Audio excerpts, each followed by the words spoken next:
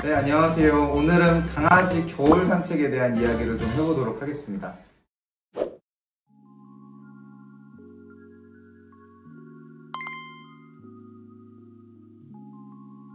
일단은 요새 좀 날씨가 산책하기에 좀 좋지 않은 경우가 많죠. 갑자기 추워졌고 눈비도 오고.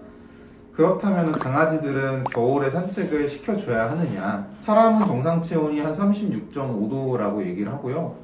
강아지들은 보통 한 38도, 38.5도 이 정도를 정상 체온이라고 봐요. 그러니까 사람보다 기본적으로 체온이 1, 2도 정도가 높다, 얘네들은. 그래서 여름에는 한낮에 산책하는 게 강아지들한테 훨씬 더 힘들 수가 있고요. 오히려 지금처럼 선선해진 날씨에서는 강아지들이 훨씬 더 나가는 게 편해집니다. 통상적으로 얘기하기론 지금 오늘 날씨가 아까 찾아보니까 영상 7도 정도 되더라고요.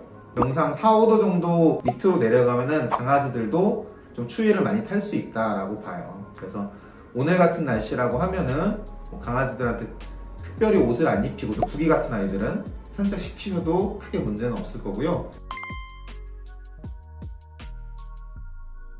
강아지들마다 추위를 타는 정도는 다 달라요. 이탈리안 그레이하운드, 그렇게 털 짧은 단모종 아이들은 당연히 부기같이 이런 꼬불꼬불한 곱슬털 애들보다 추위를 당연히 더 많이 탑니다. 그래서 강아지 견종에 따라 가지고 추위를 타는 정도는 당연히 다 다를 수가 있고요. 그리고 크기도 영향을 미치겠죠.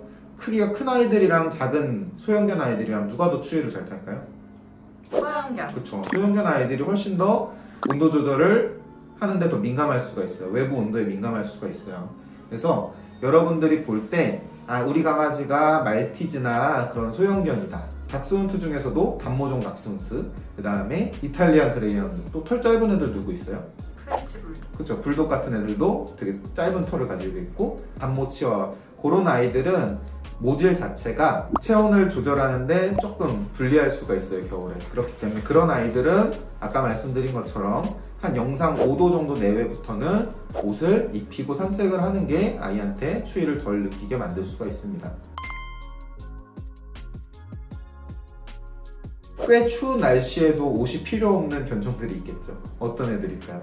포메. 그렇죠. 포메는 소형견이지만 걔네들 이중모예요. 털이 바깥에 있는 털이랑 안쪽에 솜털이랑 빽빽한 털이 같이 있어요. 그래서 그런 아이들은 옷을 별로 안 더운 날씨에 옷을 입히면 오히려 더워하는 경우가 많이 있습니다. 특히 조금 살찐 아이들이나 기관지 좁은 아이들은 날씨 안 추운데 옷을 입히면 펑펑거리면서 오히려 안 좋을 수도 있어요. 그래서 그런 부분은 주의가 필요하고, 또 여러분들 잘 아는 겨울을 좋아하는 강아지들이 있잖아요. 겨울의 강아지들. 허스키? 그렇죠. 허스키, 사모예드 이런 아이들은 겨울에 옷을 입을 필요가 없고요. 여름이 오히려 걔네들은 힘들지. 그래서 겨울에도 걔네들은 옷 없이도 얼마나 행복하게 잘 나가노는지 몰라요. 그렇죠? 그래서 강아지들마다 추위를 느끼는 정도는 다 다를 수가 있다. 다만 이제 작은 소형견 아이들 기준으로 했을 때 한 영상 5도 정도 밑으로 내려가기 시작하면은 좀 추위를 타지 않는지 잘 보실 필요가 있고, 필요하면은 옷을 입고 산책을 해야 한다 라고 보시면 되고요. 그러니까 애들이 옷을 싫어하는 이유는 보통 두 가지거든요. 첫 번째는 일단 몸에 뭐 닿는 게 싫은 거야. 애들이 뭐 목걸이 하고, 부기도 목걸이 하면 막 거기 막 긁어요. 그죠? 그 다음 또 한 가지 중요한 게 옷 입힐 때 이렇게 다리 막 이렇게 당기면서 하는데 그게 아픈 거예요. 그래서 그런 옷을 입힐 때 앞다리를 당기면서 구부리면서 아팠던 기억들이 계속 누적이 되면서 애들이 옷 입는 걸 싫어할 수도 있거든요. 그래서 어릴 때부터 옷을 좀 편한 옷을 안 아프게 잘 입히는 연습을 좀 해놓으면 좀 도움이 될 거고요.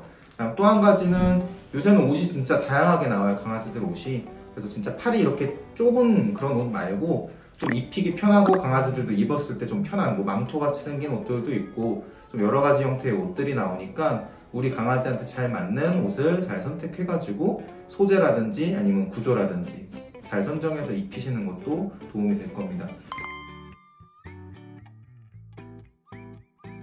겨울철 산책할 때 특별한 주의가 필요한 동물들이 있어요.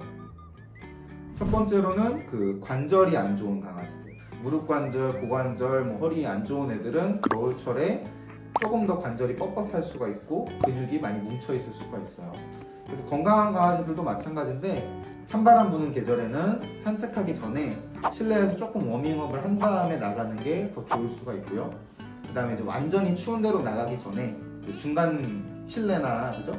건물 복도 같은 데서 조금 찬바람을 쐬고 나가는 게 갑작스러운 추위를 막을 수가 있어요.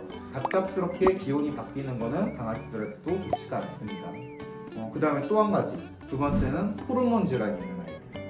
그래서 우리 몸에 여러 가지 호르몬들이 체내의 항상성이란 말 들어보셨나요? 항상 같은 상태를 유지하는 거를 항상성이라고 얘기를 하는데, 체온이라든지 뭐 여러 가지 상태를 유지해주는 호르몬들이 여러 가지가 있는데, 그런 호르몬의 불균형이 있는 아이들은 겨울 산책이 조금 더 몸에 해로울 수가 있습니다.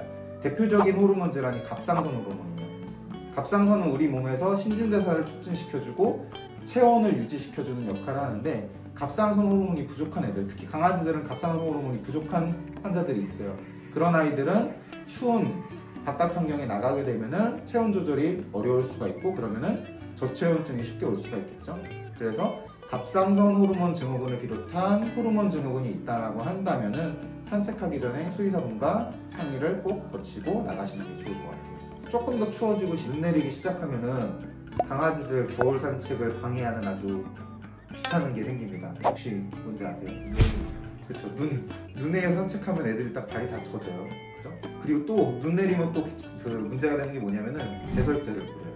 염화칼슘 같은 걸 뿌리는데, 그 염화칼슘 뿌린데 강아지들 산책하고 나면 어떻게 되는지 혹시 본 적 있어요? 빨개져.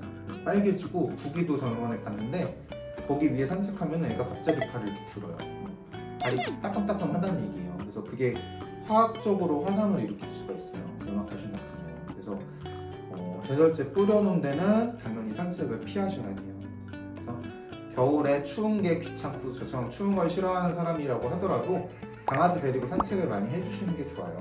보호자랑 같이 나가는 게 제일 즐거운 동물이고, 그렇게 나가야지 또 바람도 쐬고 또 냄새도 맡고 햇볕도 받고, 그렇죠? 그 다음에 또 야외 배변 배뇨를 좋아하는 분도 많이 있어요. 그래서 추운 겨울에도 가급적이면은 산책을, 물론 이제 아이가 추위를 타지 않은지 다리를 아파하는지 보셔야 되지만 산책을 꾸준히 시켜주시는 게 좋습니다.